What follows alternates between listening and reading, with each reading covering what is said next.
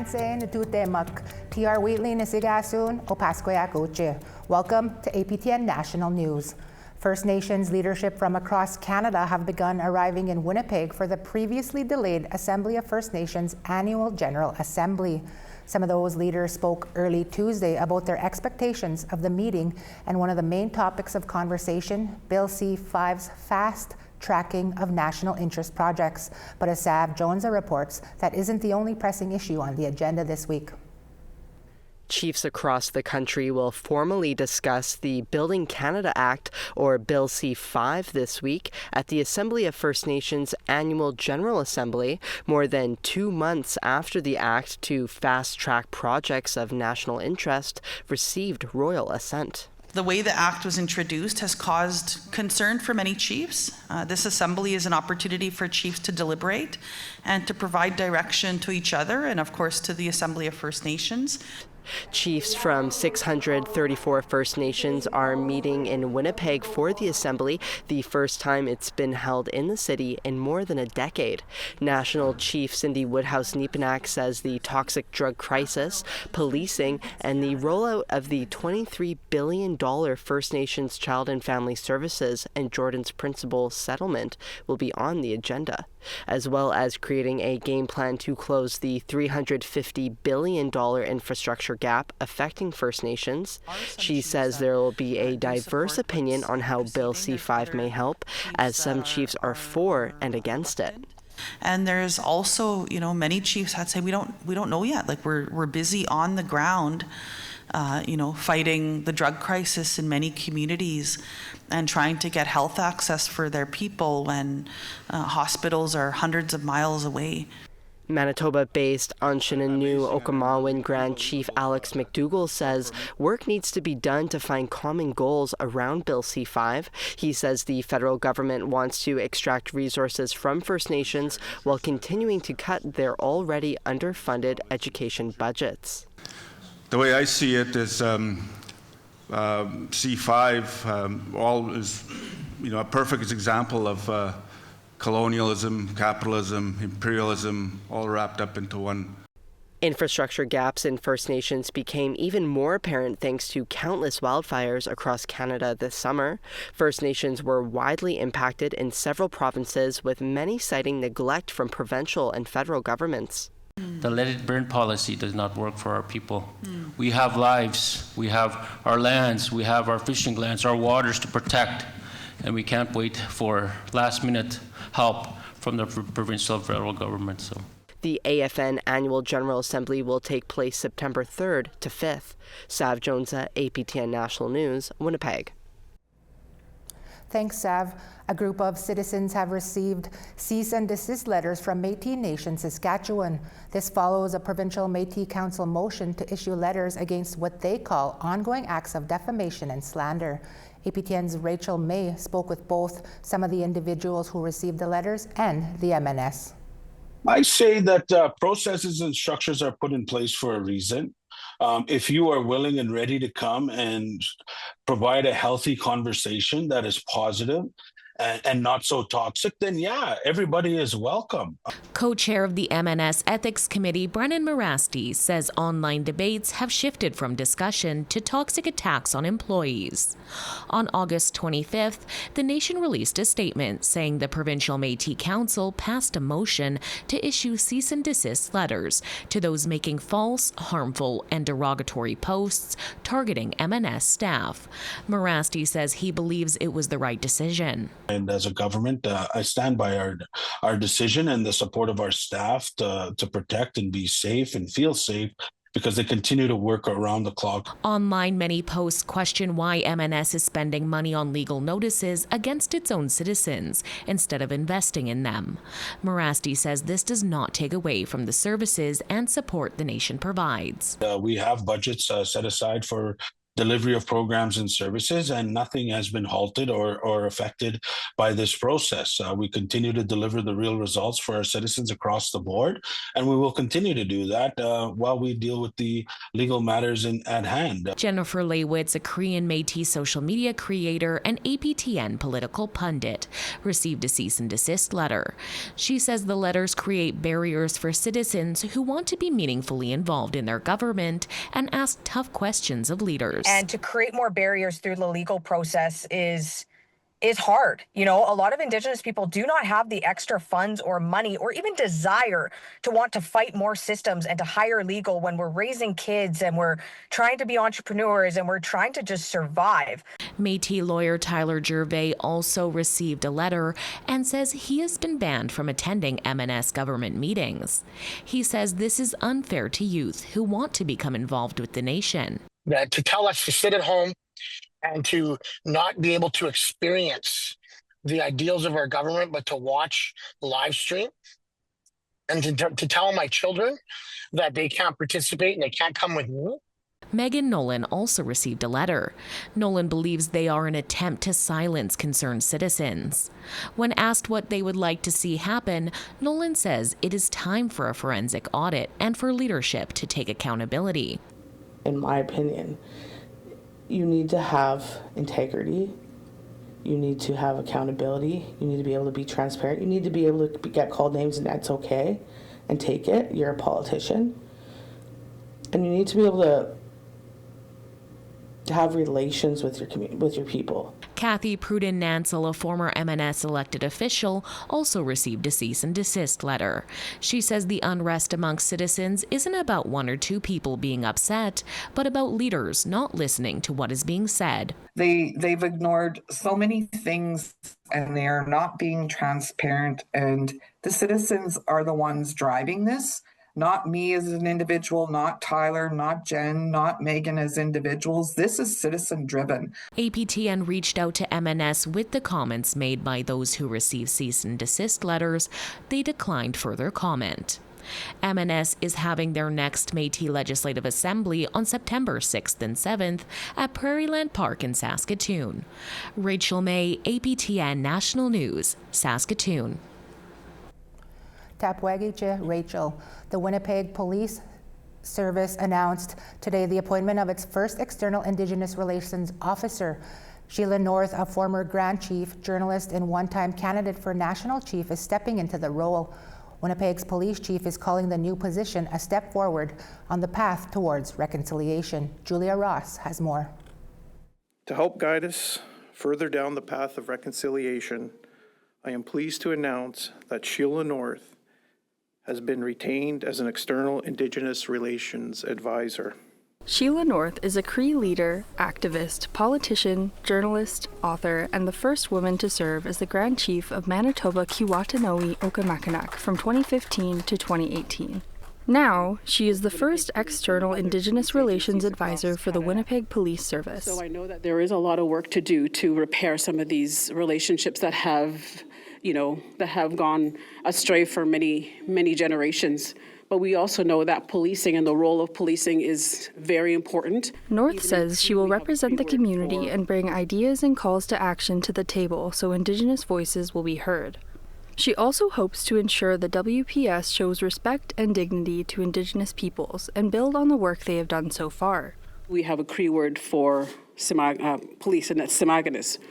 So that tells me that we have very important roles as police. They have important roles as police officers to keep our cities and our communities and our families safe. And with that, I accepted the challenge to work with Winnipeg Police. Members of police and the board say that the police must not only protect, but also support communities in a way that supports lived experiences and culture.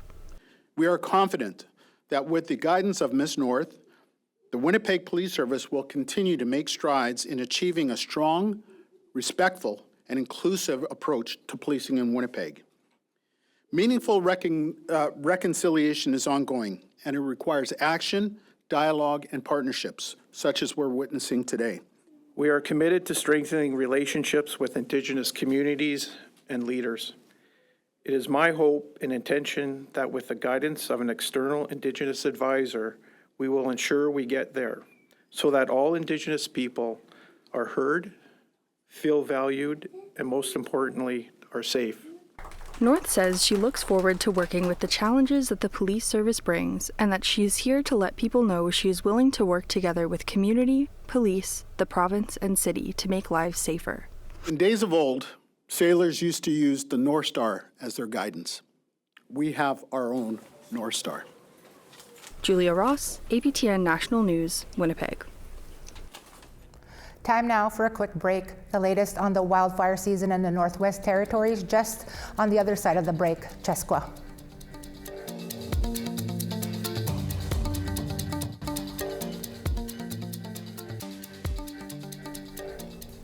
Pitigwe. Multiple weather-related events are impacting different regions of the Northwest Territories. Our Yellowknife journalist Bruce Dela Cruz has the latest on the wildfire and flooding situation in the territory. Let's begin with the wildfire that is currently moving towards the community of Fort Providence. On Sunday, August 31st, over 700 people were ordered to evacuate from the community as a wildfire is encroaching within 900 meters of the community's southeastern border.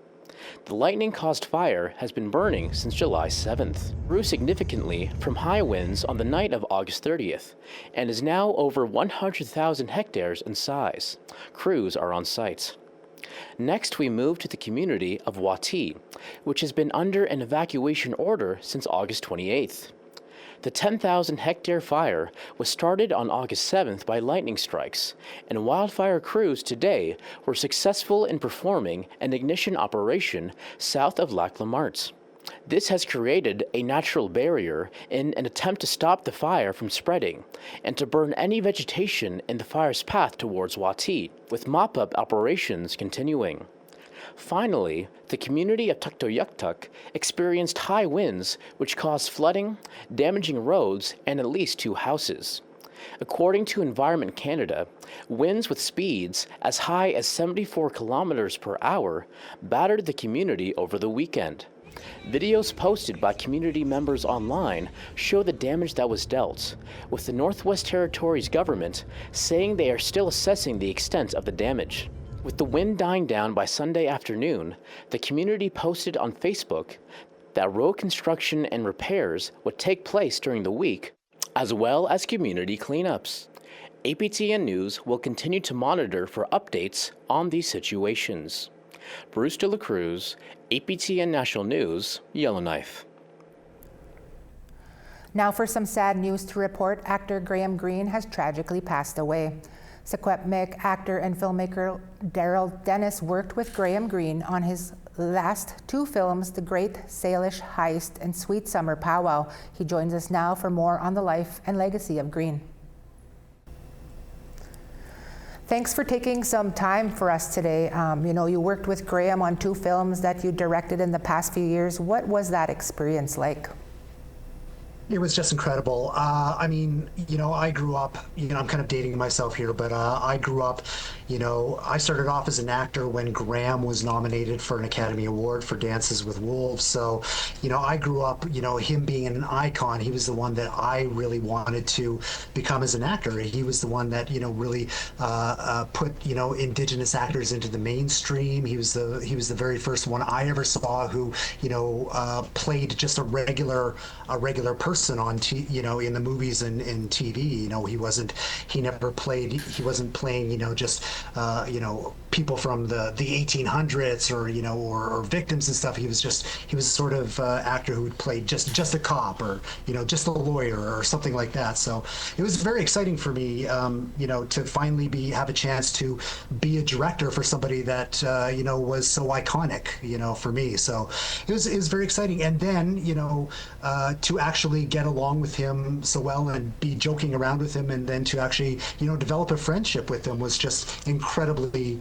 surreal and just so incredibly satisfying. It was incredible to work with him in that regard. Mm-hmm. You know, over the past 50 years, Graham was in some huge films, like you said, from Dances with Wolves to Thunderheart, The Green Mile, Die Hard with a Vengeance. What roles stick out for you? Well, I mean, like I said, he's been in some incredible roles, but like one of the big ones that I loved was just, and that stuck out for me, was his role in, Die Hard with a Vengeance, where he just played a cop, and you got to understand at that time, as I was growing up, we didn't see Native actors just playing a cop. There was always, a mystical Native, or, there was always a reason that a Native person was on screen, and he was just a cop, and then later, Wes Studi was in Heat, but also a lot of the times, like his comedic roles, like Thunderheart was amazing because you really got to see him he stole movies from like A-list stars like Val Kilmer. I thought he was the real star of that movie, or his role in Maverick, where he like completely stole that movie from Mel Gibson. I think those are some movies where you just really saw the presence and the talent and just the comedic ability of this man. Those are some roles that really stuck with me. Absolutely, and you've touched on this a little bit, but what do you think his impact is on many Indigenous actors, filmmakers, and producers over the years? Yeah, well, like I said, I mean, like he was an incredible inspiration for a lot of us coming up, and what I think a big inspiration was the dignity he brought to roles, just the fact that he was no nonsense. He came to the roles with power, with presence. He wasn't anybody's sidekick. He wasn't anybody's tonto. He walked into a scene and he was the star of the scene, even if he wasn't the star of the scene per se. And I think that was really his gift to film, and it showed a lot of us that we can be that as well too. We can be the star of the film even if we're not the star of the film, and then eventually we will be the stars of the film. We can be the A-lister, A-list director, A-list actor, A-list writers, and I think that was really, he gave us hope. He showed us that we can be the leads, the creators of our own destinies in Hollywood. Yeah, and as the news of his passing, continues to go through Indian country here, people are taking the time to reflect. What sort of legacy do you think that Graham leaves?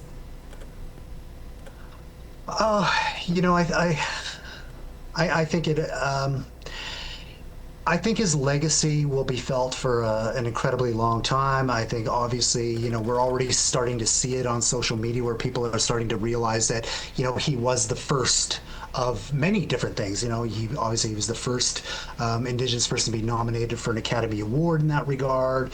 But he was also, like I said, he was the first Indigenous actor, performer to sort of break down that barrier of showing Native actors that we can be step up to the spotlight. We can be on that same level as the A-listers, and hold our own. Not just hold our own, but like I said, just completely steal the movie from those A-listers, and a lot of times, the most memorable thing about a lot of these movies was, Graham Greene. And you ask anybody, not just Indigenous people, but non-Indigenous people too. They know who Graham Greene is from a lot of their favorite movies. Not just Indigenous people, but non-Indigenous people. They all know who he is, and that is an incredible legacy to have, not just for an Indigenous actor, but for any actor to be so beloved, across the board. We'll have to leave it there. Thank you for your time today, and our condolences to you. Thank you so much. Time for one last break here. When we come back, we hear more about the legacy of Graham Greene. Cheskwa.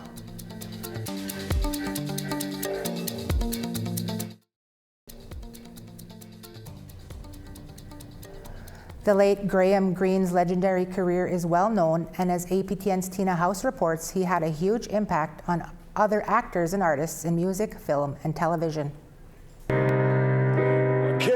we make you see the light? We are red, we will not be white. 6 Nations bluesman Murray Porter is playing a song today in honor of his friend, the late Greene, who passed away after a long battle with illness.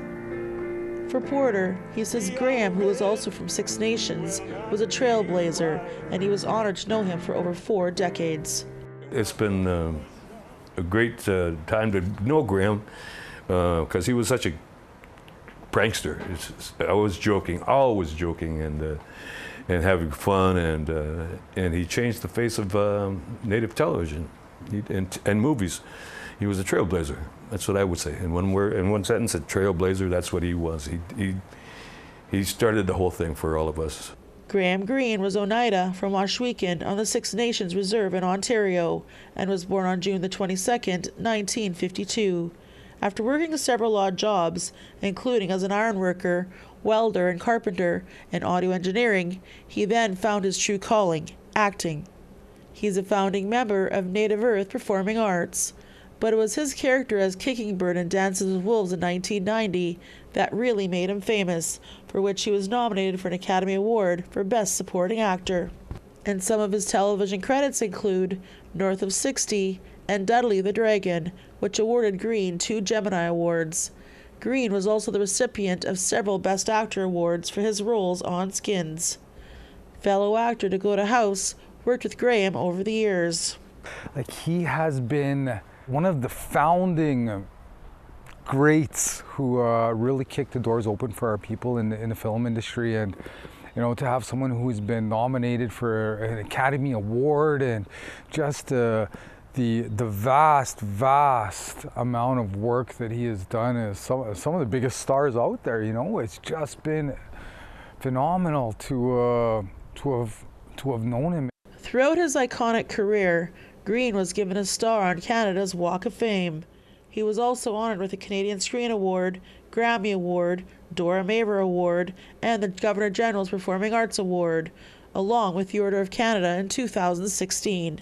And it was so saddened to hear about Graham, and such a shock to me.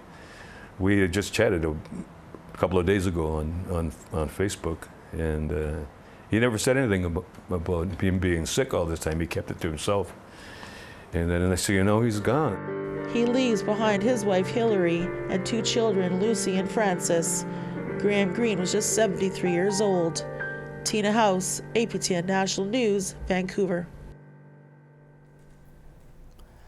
From all of us at APTN News, our condolences to his family, friends, and community. And that's your APTN National News for this Tuesday. Niso gisagaw, wate pagage sis pisim, niso mitanawanuts. Creason Ajikode is back tomorrow at 1 p.m. Eastern. I'm TR Wheatley. It's been a pleasure being here with you this evening. From all of us at APTN National News, agase itam kawapamitinanaw.